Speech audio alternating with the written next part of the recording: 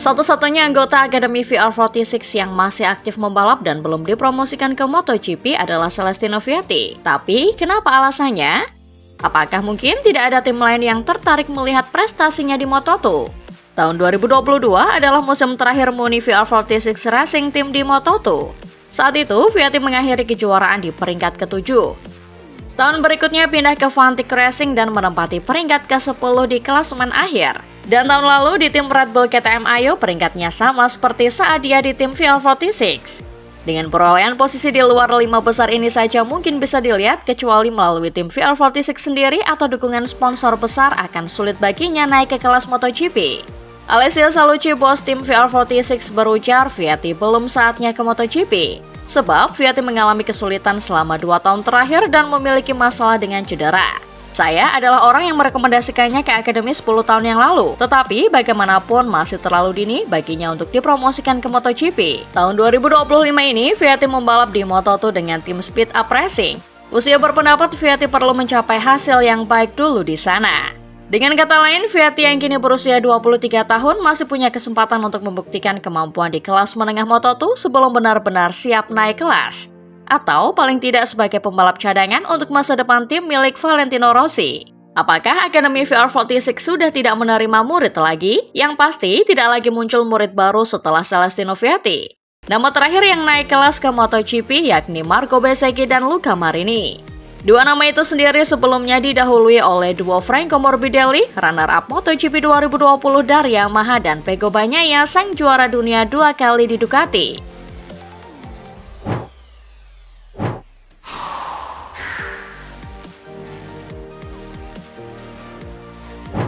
Masalah finansial yang tengah menerpa KTM membuat nasib para pembalap tim pabrikan Austria itu menjadi tanda tanya.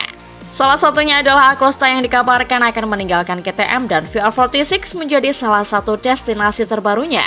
Kendati demikian, Salucci membantah kabar tersebut. Ia memastikan sampai saat ini belum ada pembicaraan serius mengenai Acosta. Seperti diketahui, KTM saat ini sedang diterpa masalah finansial usai berakhirnya MotoGP 2024. Ada banyak hutang yang melilit keuangan KTM. Kendati memiliki utang yang besar, tim pabrikan asal Austria ini menegaskan bahwa utang-utang tersebut tidak akan mengganggu program balap mereka untuk musim 2025. Karena itu, KTM saat ini sedang mencari investor untuk bisa tetap bertahan di tengah gempuran finansial yang sedang melanda mereka.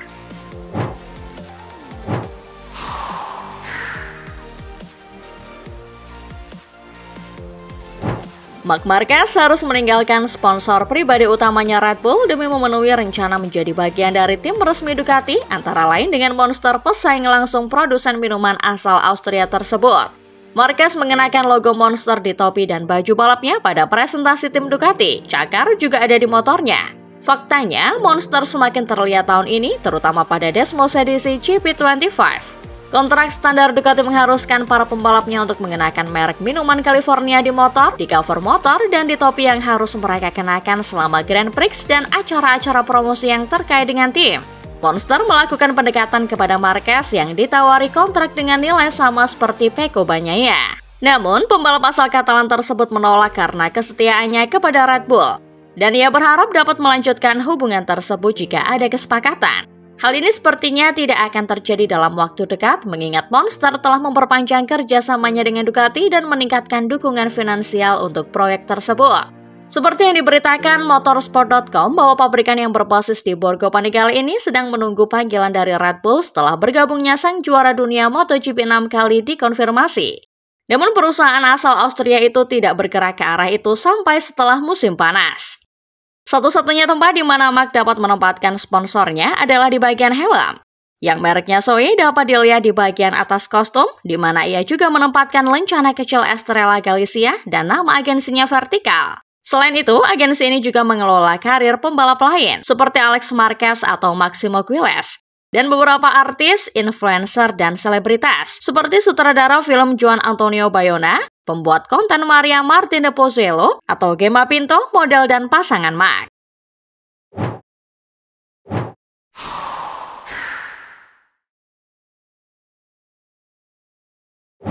Valentino Rossi memang tidak ikut datang dalam peluncuran tim VR46 di Jakarta Sabtu lalu. Legenda berjuluk The Doctor itu hanya terlihat tampil memberikan pesan lewat sebuah video.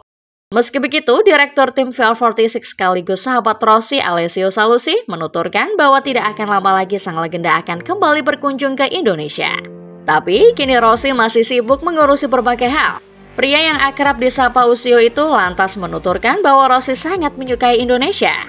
Sang legenda memang pernah berkunjung ke Jakarta sebelumnya. Usio juga menuturkan bahwa Rossi penasaran dengan trek sirkuit Mandalika yang berlokasi di Lombok, Indonesia.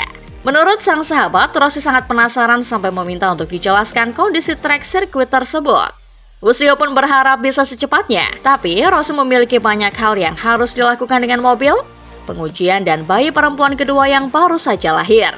Dengan komentar Usio tersebut, para penggemar Valentino Rossi tampaknya bisa menantikan kedatangan sang idola ke Indonesia dalam waktu dekat.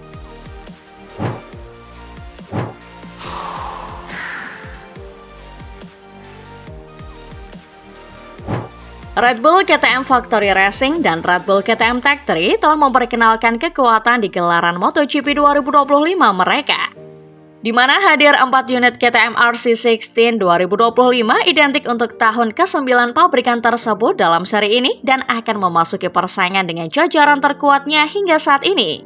Kedua tim ini secara warna dan grafis hampir tidak dapat dibedakan satu dengan yang lainnya. Mungkin hanya bisa dibedakan dari sponsor pelumas di mana tim pabrikan disupport mobil One sementara Tech 3 di backup oleh Motul.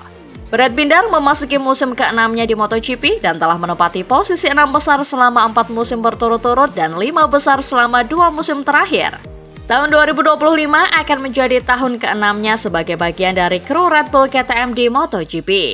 Pembalap Afrika Selatan itu akan bergabung dengan Pedro Acosta, pembalap termuda di grid, untuk tahun keduanya dan setelah tahun rookie yang mengesankan pada tahun 2024, di mana ia finish di posisi ke-6 dalam kejuaraan dan dengan 5 hasil podium.